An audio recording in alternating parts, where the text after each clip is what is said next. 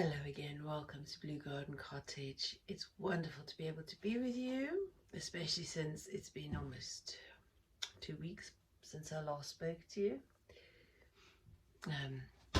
You might have noticed we're missing a video, the garden video for this last week. As I've explained in the video or 2 videos before that sometimes here in this house, some crises take priority. And in over the last week and a bit, over the space of 10 days, my daughter and a fiance had got COVID, so they had to isolate, and immediately they got a positive. We went and rushed and got the children to stay with us so that the baby wasn't exposed, and my other grandson as well, because obviously being asthmatic, we wanted to make sure the children didn't get sick as well. But it just meant with the baby being here that absolutely nothing else was done. It's a reminder of just how much equipment and gizmos and gadgets that come with babies just to make life a bit easier. But babies are full on. I appreciate that, always have been there, done that. But they are the priority. So garden work, especially in the weather we've had, has had to take a back seat. If it was nice, lovely, sunny summer weather, then the baby could have had bouts outside in the pram, snoozing away in the lovely warm sunshine while we worked. But it was not that kind of weather. It is horrible, blustery, grey, rain blown by the wind. So no, I was not going to put the baby out there. But it was a joy to have them. And of course now it's catch-up time. So you'll have missed a garden video, but we had made a start on working on the revamp for the potting shed.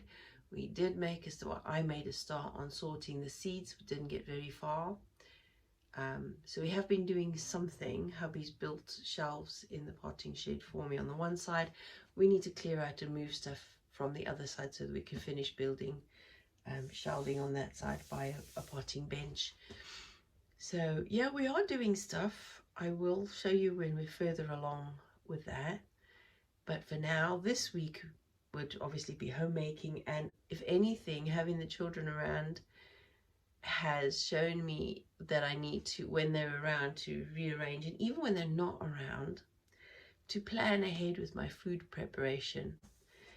Especially since we're whole food plant-based on that journey now. We're trying to cut out all the vegan alternatives and junk food because they are just as addictive as anything else, and they don't help with the arthritis, because anything processed, even if it's vegan, will affect arthritis.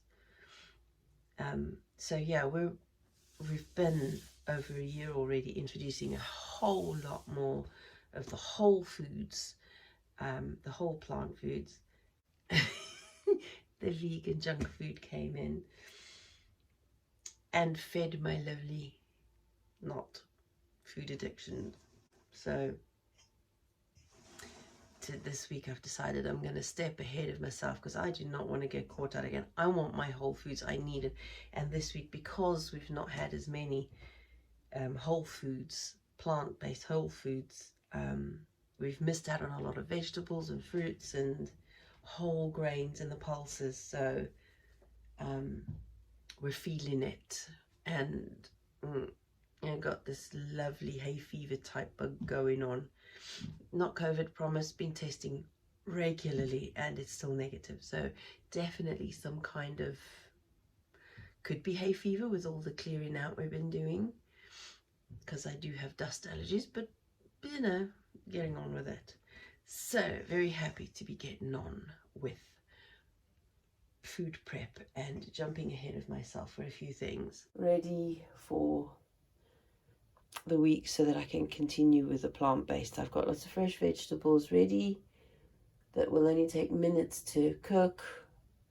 I think I might even soak some brown rice and get that cooking so that I've got a couple of tubs of brown rice ready in the freezer to go and just take it out as and when I need it. So at least then, especially for the weekends when the children are here, because there's little time when they're here to be prepping and cooking. So I think if I've got some homemade ready meals in the freezer, then when the children come, because they refuse to eat what we eat. They're only little and one has autism, so they refuse to eat the food that we eat, even though it smells delicious and tastes delicious, because it's the wrong color, the wrong texture, the wrong look. But that's fine. We will continue to eat it, get healthy, and hopefully they will one day, as they get older, want to know. So this is just one thing I've done. I've made a fill-in for either a stuffing or pie filling or whatever. So I've made enough for 3 meals here. And in here I've got my seasoning, which is a bit of salt, a bit of pepper, not much salt, only a bit, pepper, ground coriander seeds, onion and garlic granules. I've got vegetable stock crumbled up. I have got a 1/2 cup, maybe 3/4 cup of nutritional yeast. What else? Oh yes, and a whole tablespoon full of mixed herbs. And then in with that I've got breadcrumbs, homemade breadcrumbs, lentils, chickpeas blended up, carrots blended up to really fine. I have got smoked tofu crumbled up like scrambled egg. I have got about a 1/2 cup full of jumbo oats. I've got sunflower seeds, pumpkin seeds. I have got ground up flax seeds to help with the binding. What else was in there? I think that fried. Dry fried some onions, not even with water, just plain onions, and in the pan on a very low heat, and cooked it slowly till it started browning nicely, and moving them around, and it was perfectly fine. So all of that with a couple of tablespoons of the aquafaba, that's the chickpea water from the can, mixed in with that, a little bit of water, and about 3 tablespoons of flour just to help bind it all together. I've left it sitting for about 2 hours with that extra bit of water, just to bring it all together. So now I will separate it out into today's food, and then enough for another 2 more days. And what I'll do with some of it is I will make some sausage roll type filling. The filling's made, and put it in some pastry for ready-made to put in the oven of a day for a lunch, and the others will be made into balls to go with the dinner, a meal, as a side. So that's that done. And there's some of the lentils. I made extra lentils so that this could be used in a plant-based cottage pie. So that's ready-made. That'll go in the freezer. I've got some pinto beans and some butter beans soaking ready. These will take a minimum of 12 hours soaking, because my beans I've had them quite a long time. So the older they are, the longer they take to soak. So by tonight, the pinto beans, and I've got some aduki beans in there as well. Yeah, aduki beans in there soaking together. I will cook them up tonight and separate them into dishes for the freezer. So I've got beans ready made, instead of, because I don't have cans of beans. I've run out and I don't want to get any more. I've got dried beans, I'll just use them. The butter beans, when they're done, I'll cook them, skin them, and then I'll make a hummus out of the butter beans. The aquafaba I'm going to keep, and I'm going to make some cake later on, or something to make a treat out of for when the children come at the weekend, or even just for ourselves. I'm going to make some scones, I'm going to make some pancakes, and I am just getting things ready before so that I can jump ahead of myself. So the mix that I'm going to separate into some stuffing balls. Just smaller ones, they cook quicker, using less energy. That's another thing. I've been saying it for years actually, that things are going to get worse as far as the cost of things go. And it certainly is. We see that now, especially this year with all the price hikes of, we saw them last year with the fuel price hikes, but it's getting even worse, more than ever. And it's escalated to such a degree that everybody's actually quite worried about it. But as I've always said, being prepared, you don't have to worry. So what kind of things, I've been thinking, what are we going to be doing? I've had a life of experience with my mum teaching me how to survive on practically nothing. So, you know, you had to make your way even on the below the breadline. You had to survive. You had to scrimp and scrape and be frugal beyond. I mean, this is, you know, extreme scrimping, if you like, that we had to do. So I'm going back to a lot of those things. I've had a pretty good run of things where I've lived frugally, but not to the extreme. So I think I can go back to that because I know how, so it doesn't worry me. And making things ahead saves time, but also energy and fuel and stuff, especially if you can batch bake lots of stuff and then freeze it if it's already cooked. So when I make a cottage pie, I will make enough for 2 or 3 meals and freeze 2 ready, so that I don't have to use the cooker again another time for extra heat and so on.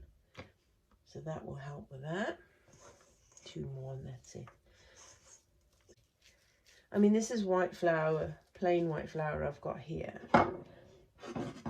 And in whole food plant-based, we don't use white flour because it's a processed thing. But I have a food storage cupboard with quite a lot of flour, so I will continue to use it up. But once it's used up, and as it's used up, I replace it with the wholemeal flours and granary flours and things like that, so that I'm eventually only going to have whole foods in my cupboards. And I will learn more about how to use them, the best way to use them.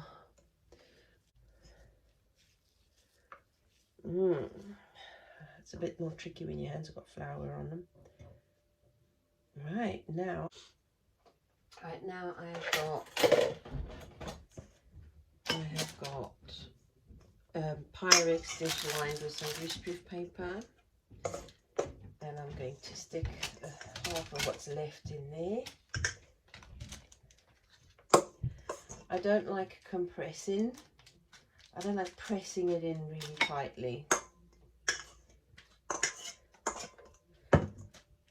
I don't like pressing it in tight, just generally just to take the shape of the bowl.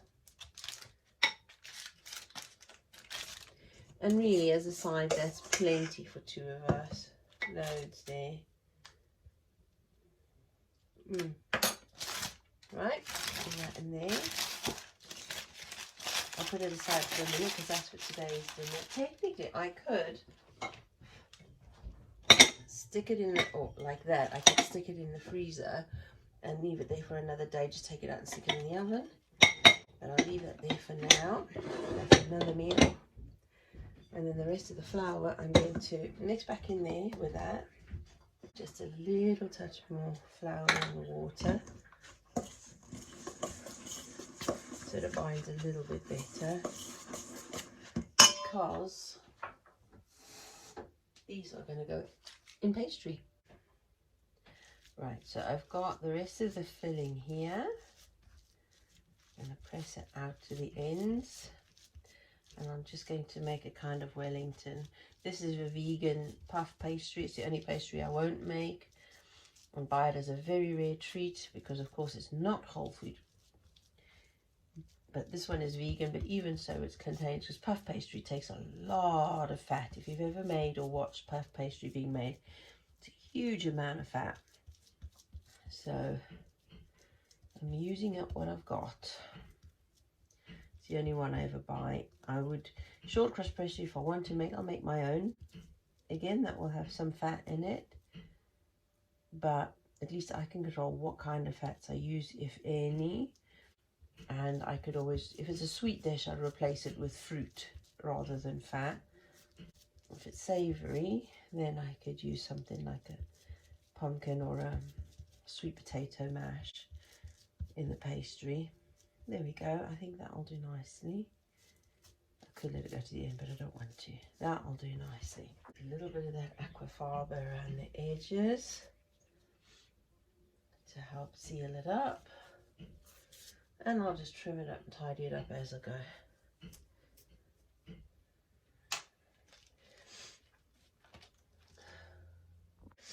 So I'm going to put in a couple of little slices through there so that they can puff up nicely and steam can escape. Doesn't have to look pretty, it just has to be yummy. Right, so I'm going to use the greaseproof paper that came in already, and I'll just wrap that back up in there.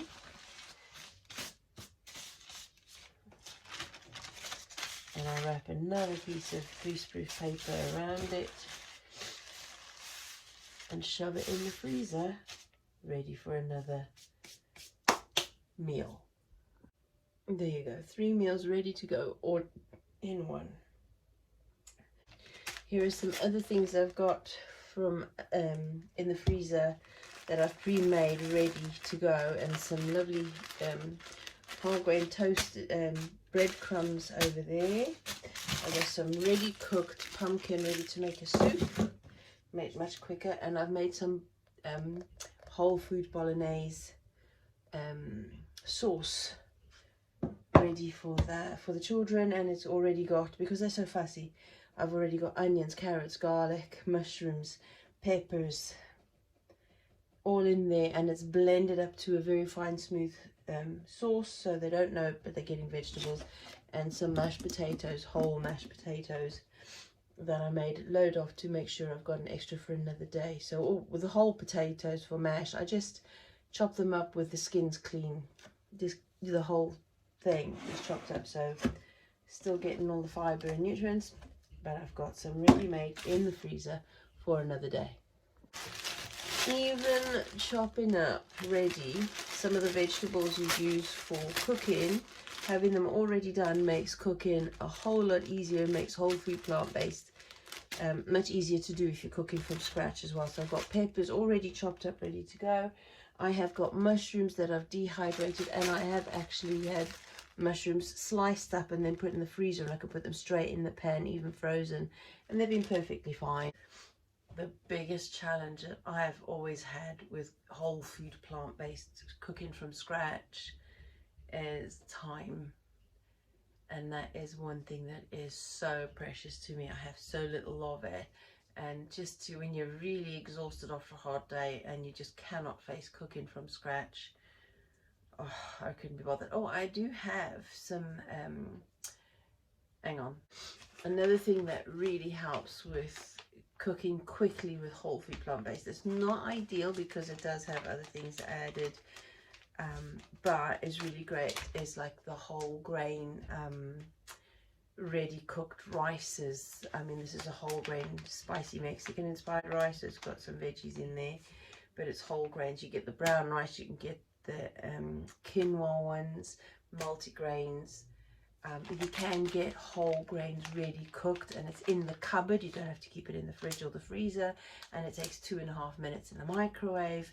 So this is also a really good alternative to have just a few on hand, just in case. I wouldn't do that all the time. I would rather, like I said, now just go and cook a big batch of brown rice, put them in tubs ready in the freezer.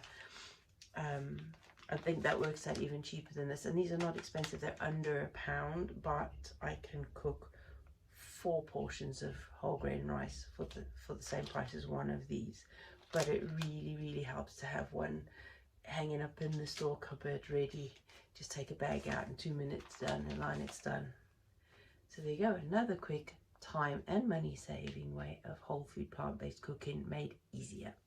And that's it, I think, for this week, just to show you a couple of the things that I do to help me stay on this way I want to live with whole food plant-based, just to get a grip of my health and I enjoy it actually, but for that purpose, and to make it easier for me to do that so that it isn't complicated, I'm trying to batch cook and prepare a lot of stuff ready to go, so that because I have such little time, I can just get going, and I won't give myself any excuses then to not do it, or just skip it and buy something quick to eat because I couldn't be bothered cooking.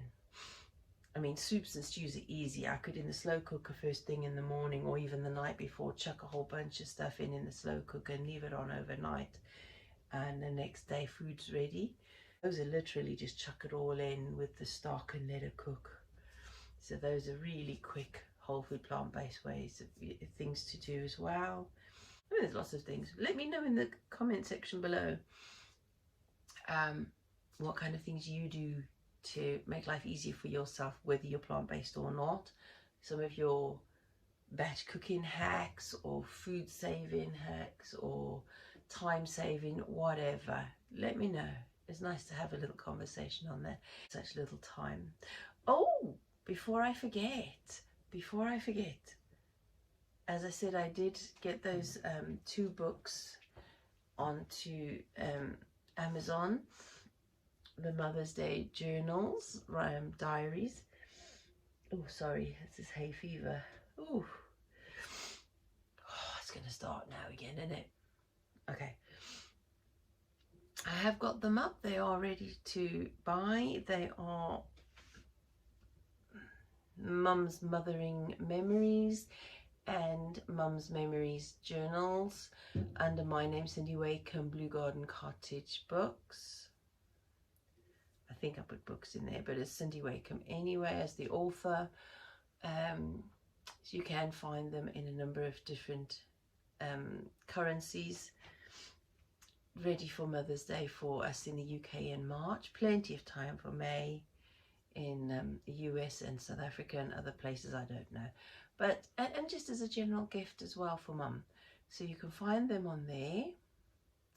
I hope you can find them. And if you do buy one of my books, I would be very grateful if you could leave a review, because that helps with searches. If people are searching for it, it ranks it more. So I only have 2, and I haven't, obviously with the children being here, been able to make more, but this week I shall be making at least one, going to have a go at one Easter colouring book.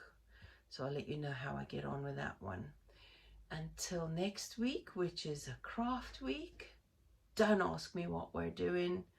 I should, according to my plan at the beginning, you know exactly what I'm doing this week, but don't ask. It'll be crafty, whatever it is, and I'll see you next week for a craft week. Until then, stay safe, stay healthy, stay happy. Take care. Don't forget to like, subscribe and share if you don't mind. See you next week, folks.